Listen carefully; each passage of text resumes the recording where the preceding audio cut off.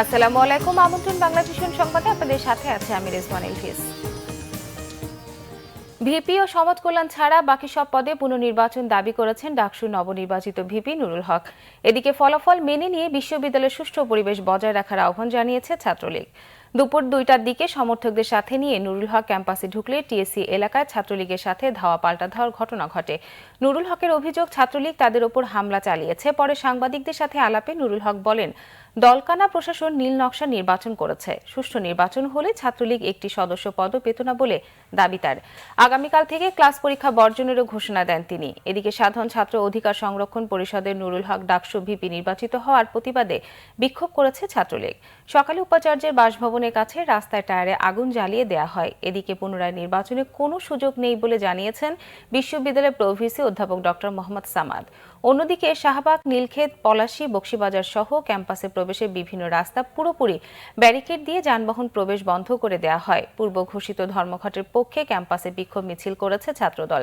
বন্ধ রয়েছে ক্লাস পরীক্ষা। ভোট ডাকাতি ও প্রহসনের ডাকসু নির্বাচনের ফলাফল অস্বাভাবিক বলে মন্তব্য করেছেন বিএনপির সিনিয়র যুগ্ম মহাসচিব রুহুল কবির রিজভী। নয়াপল্টনে কেন্দ্রীয় কার্যালয়ে সংবাদ সম্মেলনে রুহুল কবির রিজভী অভিযোগ করেন, বেগম খালেদা জিয়াকে কারাগারের অন্ধকার প্রকোষ্ঠে গত 5 মাস বিনা চিকিৎসায় ফেলে রেখে নারকীয় শাস্তি দিচ্ছে সরকার। বাস্তবে খালেদা জিয়ার কোনো চিকিৎসা হচ্ছে না, চিকিৎসার নামে নাটক চলছে। গায়ের জোরে বঙ্গবন্ধু মেডিকেল বিশ্ববিদ্যালয় হাসপাতালে চিকিৎসা দেওয়ার নাটক করছে সরকার। বেগম জিয়াকে অন্য কারাগারে স্থানান্তরের চক্রান্ত মেনে নেওয়া হবে না।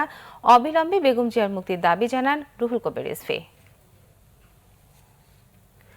দেশে সকল হাসপাতালে চিকিৎসকদের জন্য আলাদা প্র্যাকটিসের ব্যবস্থা রাখতে নির্দেশনা দিয়েছেন প্রধানমন্ত্রী শেখ হাসিনা। সেই সাথে হাসপাতালগুলোতে ডে কেয়ার সেন্টার রাখতেও তাগিদ দিয়েছেন তিনি। সকালে শেরেবাংলা নগরে জাতীয় অর্থনৈতিক পরিষদের নির্বাহী কমিটির বৈঠকে এই নির্দেশনা দেন প্রধানমন্ত্রী।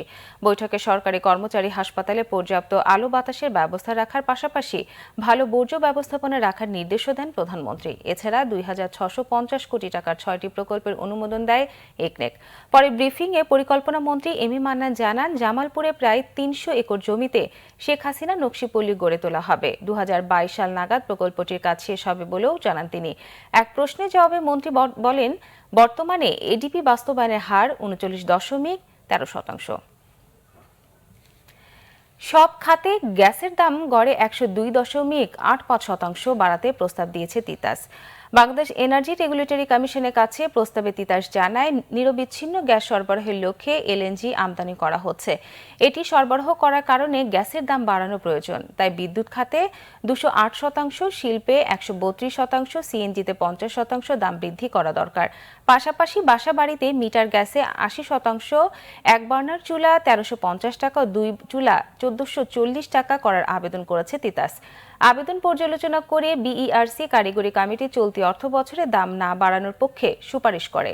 শুনানিতে অংশ নিয়ে ক্যাব প্রতিনিধি বলেন, তিতাস এখন লাভজনক প্রতিষ্ঠান, কিন্তু সাধারণ মানুষকে গ্যাস সরবরাহ সেবা দিতে পারে না। একই সঙ্গে এলএনজি কবে আসবে সেটি নিশ্চিত নয়, তাই দাম বৃদ্ধির প্রস্তাব অযৌক্তিক। তো পরে সংবাদ বিকেল 5টায় দেখার আমন্ত্রণ রইল। এছাড়া ফেসবুকে বাংলা ভিশন সংবাদ সরাসরি দেখতে লগ ইন করতে পারেন facebook.com/বাংলাভিশন। এখন সঙ্গে থাকার জন্য ধন্যবাদ সবাইকে।